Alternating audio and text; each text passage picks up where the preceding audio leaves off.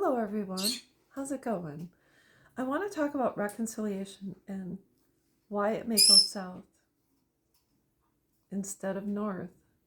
And I'm going to let you know when our adult sons and daughters walk away, they start building a whole new mentality and ideas and thoughts and feelings and rules and regulations regarding their parents. And they'll say, "You can't talk to me anymore. And how dare you look at me? And don't you text me, I'll text you," and this and that. So they start creating their whole new set of adult ideals, worldviews, etc. And it's really tough because when our sons and daughters walk away, a lot of us feel desperate, out of control, we're panicked. Some of us get anxiety, depression, it's suicidal thoughts, ideations, etc. And I want to let you know why it's so very important to get a grip, because just as they are starting to form their ideas and their thoughts and feelings about parents and how now we're the enemy, they start to build up their list, their to-do list. If you want to have a relationship with me, you must do X, Y, Z. And so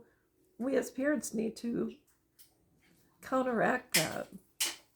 We cannot allow them to narrate and dictate how we are going to behave, act, thought, feel, speak, etc.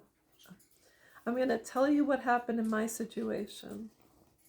My daughter, oldest daughter, left when she was 19 and came back a few months later.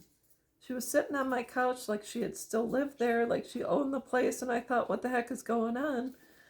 And I, for the first time in my life, felt like I was walking on eggshells. Not only that, but the fallout was after my oldest daughter walked, I was also on edge with my second, because if the oldest walked, the second could walk, and I had to be on my best behavior. And so they controlled the space.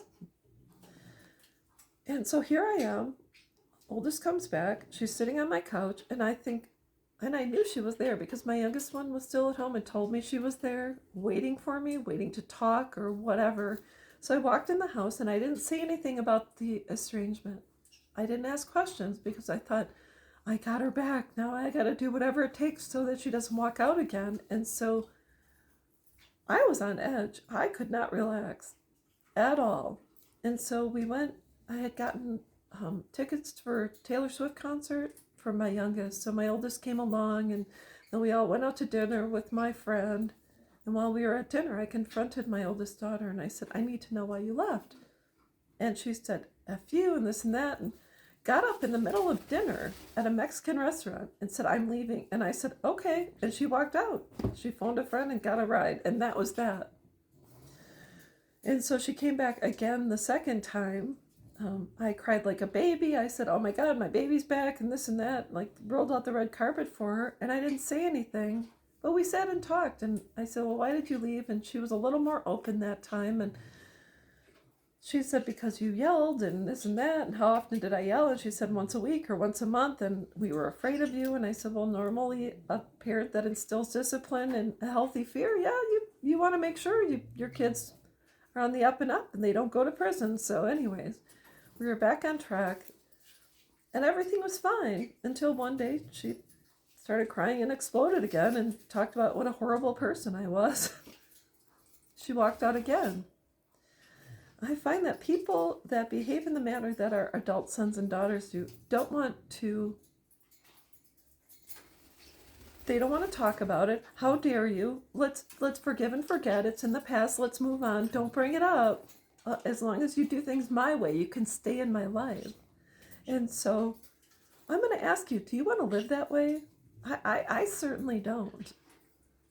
I finally said enough is enough. I need to write down a list of what I require for anyone to be in my life: respect, love, kindness, communication, flowing. It comes and goes. You don't have to text me every day, but hey, let's keep in touch.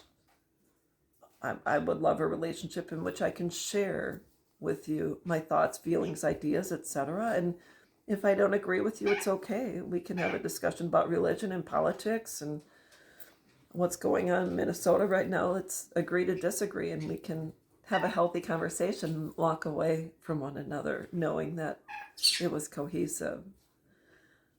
I don't want to be with anyone that wants to control my life or my narrative, the way I speak, the way I think, the way I behave. I'm a effing U.S. Army veteran. I fought for my freedoms, and I fought for yours as well. So you can be in a relationship that is where you feel like a prisoner, or you can break free and say, absolutely not.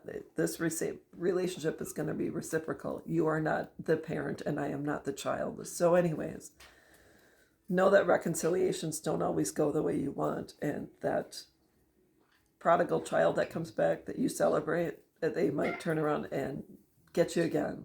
So just be careful.